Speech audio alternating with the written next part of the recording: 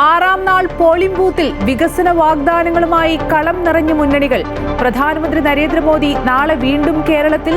FCRA വിവാദത്തിനിടെ കേന്ദ്രമന്ത്രി കിരൺ റിജിജു ഇന്ന് തലസ്ഥാനത്ത്. സ്മൃതി ഇറാനി, JP നദ്ദ തുടങ്ങിയ നേതാക്കളും പ്രചാരണ വേദികളിൽ. 10 ദിവസത്തെ ഇടവേളയ്ക്ക് ശേഷം മുഖ്യമന്ത്രി ധർമ്മടത്ത്. പറവൂരിൽ പ്രചാരണം ശക്തമാക്കി VD സതീശൻ.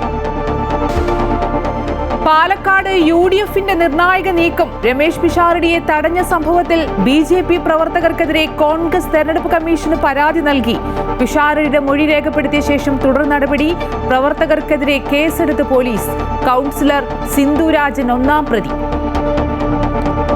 ഹോർമൂസ് കടലിടുക്കിലെ പ്രതിസന്ധിക്ക് പരിഹാരം വേണമെന്ന് UN-ൽ പ്രമേയം.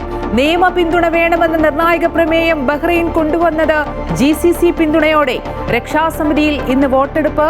ഹോർമൂസ് തുറക്കാനായി ബ്രിട്ടൻ വിളിച്ച 40 രാജ്യങ്ങളുടെ യോഗത്തിൽ പങ്കെടുത്ത ഇന്ത്യ. വിട്ടുനിന്ന് US.